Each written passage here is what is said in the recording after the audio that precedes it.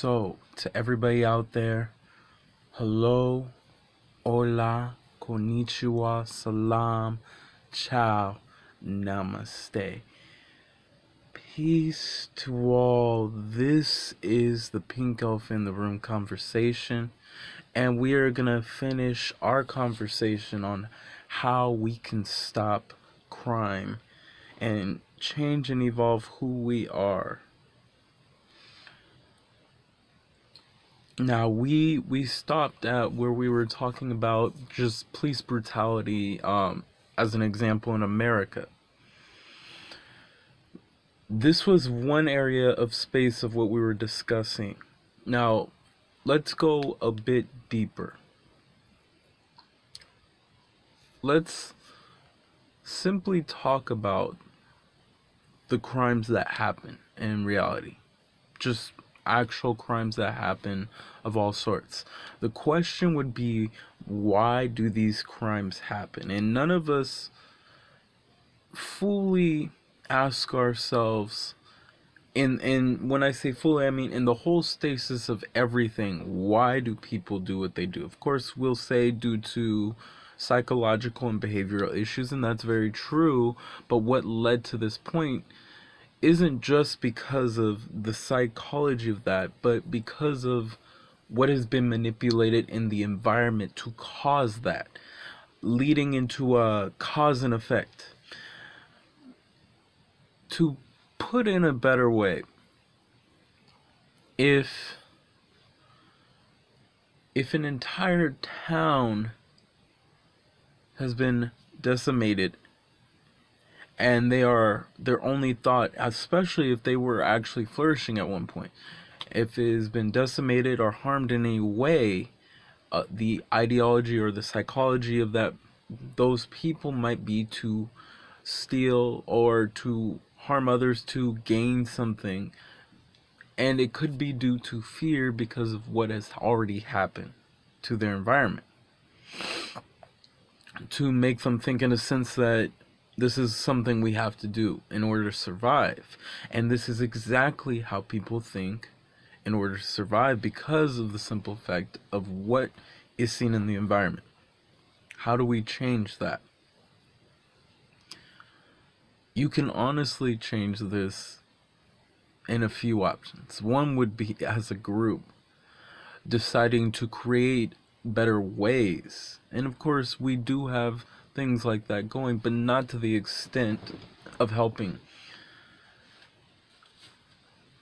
We help people to genuinely help people, not for any purposes. This would mean purposes of religion, of your gender, of your class, of your lineage, or whoever you are. Just helping people, point blank period, to help them get to exactly where they say they want to go, because you genuinely want to help them.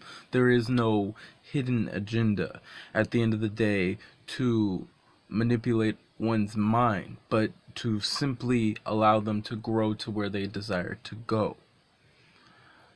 You would have to be more willing not only to help those people, but people who are homeless, who don't have anything, and be willing to help them grow themselves. Most of the biggest reasons why people do many of the things they do is because they do not have just the simple human basic needs of what anyone needs, what anyone should be given, which would be food, water, shelter. Basic things like that should not have to be something where people have to work very hard to gain these things. It should be simple, for the fact that to harm another is to harm the self. If you are harming others, you are harming yourself. And here's where you can see that. When you see many unhappy, wealthy people, in a sense, and many of them are still trying to gain something to fill the void. When you see that type of action, it is, you're not personally thinking or observing at the situation at hand as to what is going on. And for most, it's about control due to fear of losing what treasures or wealth they already have. But be to be very understanding of this, if we as one were willing to share with everyone, it wouldn't matter how much wealth you acquired or anything. You could acquire as much wealth, but it would mean that at this point in time, it would give others a fair chance to do the same. There would be no need to have winners or losers because it's unimportant to have those things. We live by a state of mind of being competitive is the way of life. It is the right way of life, and it is not. Because one way or another, what it considers is that there are winners and losers. The winners get all the riches while the losers have to fight, struggle, sometimes even going to harming others or simply stealing from others because they do not have those things. Our mindset is focused so much on what we see on television, and I was there included, about the riches of what others have, keeping up with the Joneses or the Kardashians. We are so focused on trying to trend to look good instead of focusing on the self to make us feel good.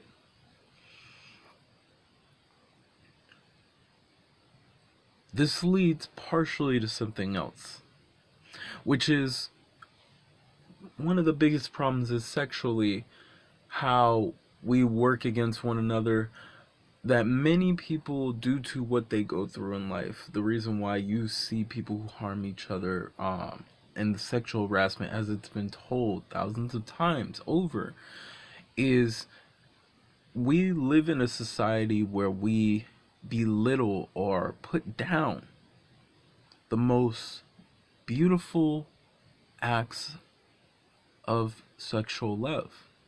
We are willing to put together violence of all sorts on TV screens, but we lash out at the beauty of one who is sexually connected to someone else. When people have pent-up aggression, it can lead to violent behaviors, which this could be one of them. Again, it leads all the way back to winners and losers. The thought of not being a part of something that you feel you have every right to as much as the next person, but because you don't have perhaps the right skin, the right gender, the right religion, you are not among the winners is the thought process in this observation.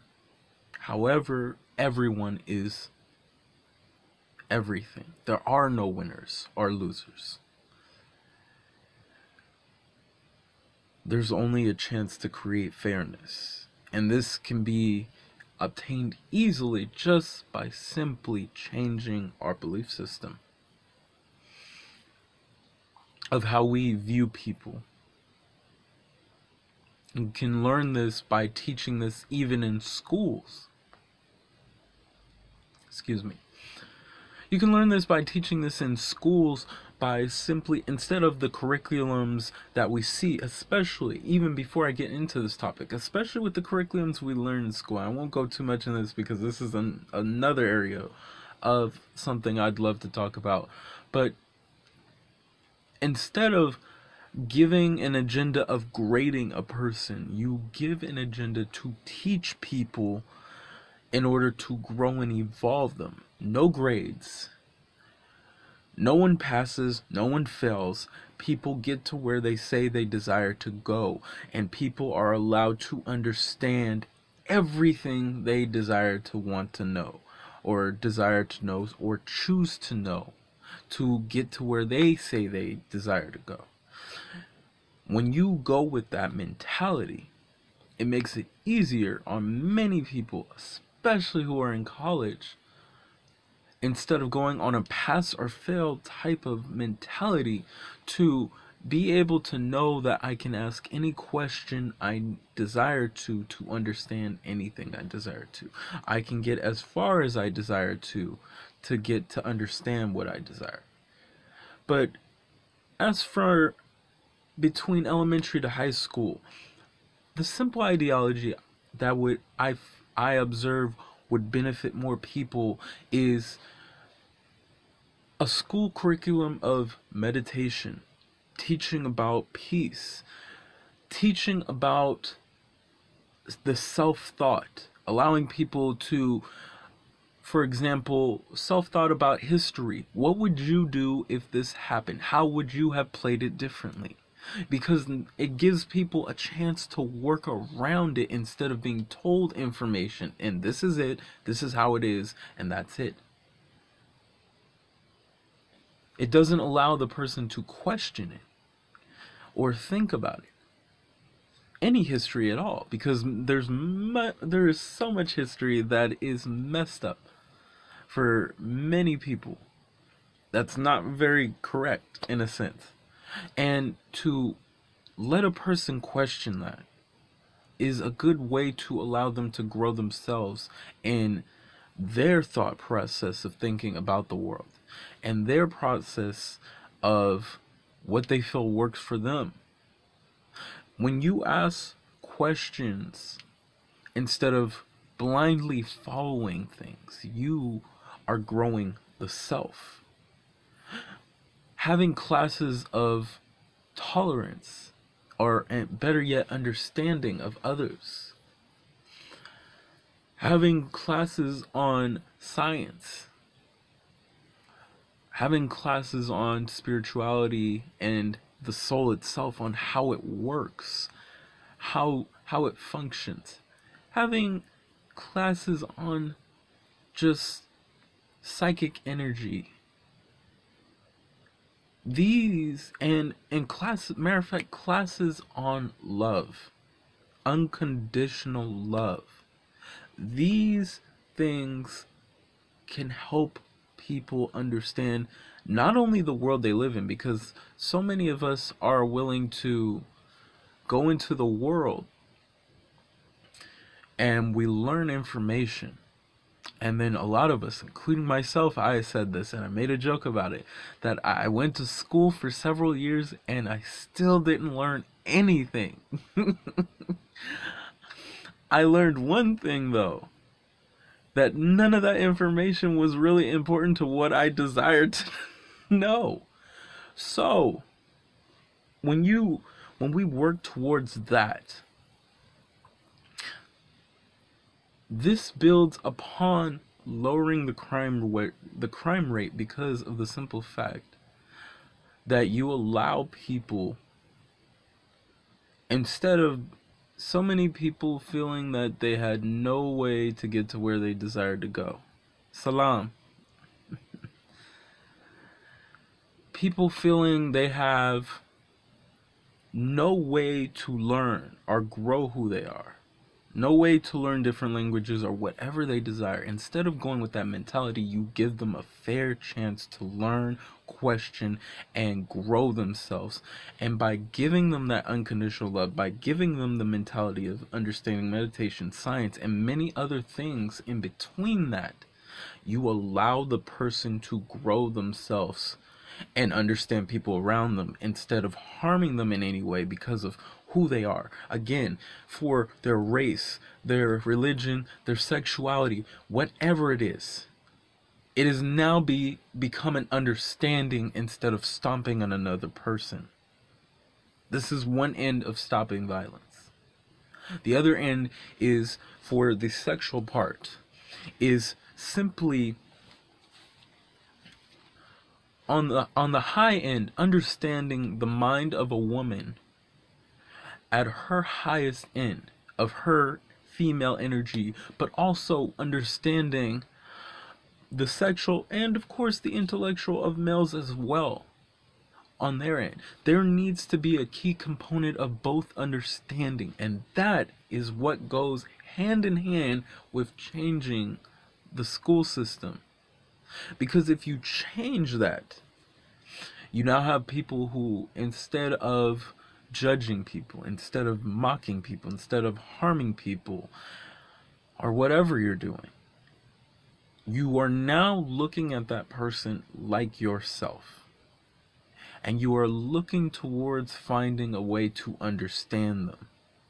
And instead of using violence, you are looking to have a conversation with this person.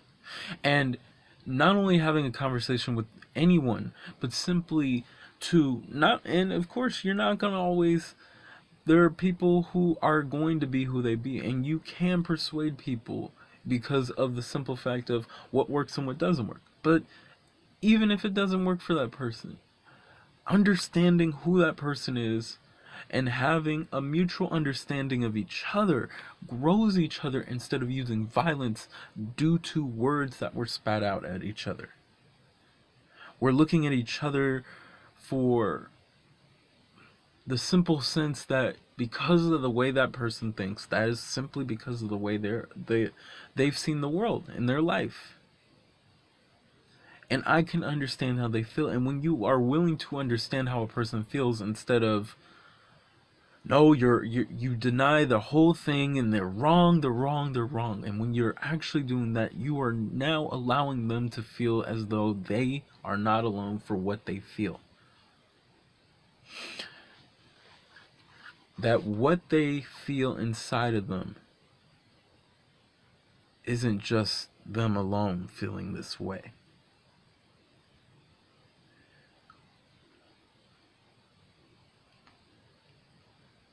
When we were talking about police officers earlier, the other thing I desired to add is, on top of that, we were already talking about, instead of using the gun first, actually using a taser or actually finding another way to immobilize a person. But police officers should be peace officers. You should be there to bring peace, not to harm people due to how they look or anything. And there should be an advancement of technology, but the reasoning, and this will go into this too, the reasoning that there isn't an advance on technology, especially at this time, is simply the fact that due to our belief system, it has left us stuck. We believe in a mine and yours mentality, which for many who are, as we call the elitists or the biggers, the higher ups, are the 0.01 percenters, the people who control things. Due to this mentality, many people do not want certain things out there for the simple fact that it could, in a sense, destroy their businesses, how they feel. But the thought process would be that what we're not seeing past that is how we can evolve. Many people have that thought process. Many people have harmed people due to what they just love to create. But on the other end, they're afraid that they're going to lose something due to what that person created. By changing your belief systems as a whole through this observation, by being fair on one end, teaching people the unconditional love, teaching them how to be more tolerable of others, understanding others, being more caring to others, being able to understand the body and the mind and the soul and all that information, the science, math, and so much more. By teaching people that, you have now people who are a lot more fair and willing to help people out there, who are willing to work with people to grow something. It is not about I'm stealing this so I can get to where I want to go. But now it's a mentality that if we work as one, we will all get to where we desire to go. We are a species, as of now, of primitive violence. And many of us do love deeply. But many, at this point in time, hate. But of course, as I'm observing this now, I see more and more that people are loving and caring for each other. And I can see this being an amazing observation that can happen. And this is something I choose. You can create that. Because many people desire peace. So this is a beautiful observation to grow peace for the self. Because who we are is amazing and beautiful and divine.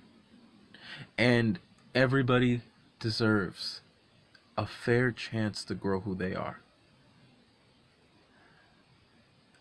I was told when I was younger by a man named Dr. Dilbert Blair, these are amazing times, these are scary times, these are magnificent times, these are fearful times. But what I can just say to everyone, these are the times to make something amazing happen. Change the world in a beautiful, positive, and in your most highest way of who you are. Remember, you all are the gods, goddesses, and creators within. And to know thyself is to know the creator within. So to everybody out there, have a good morning, have a great afternoon, and a fantastic evening. Namaste.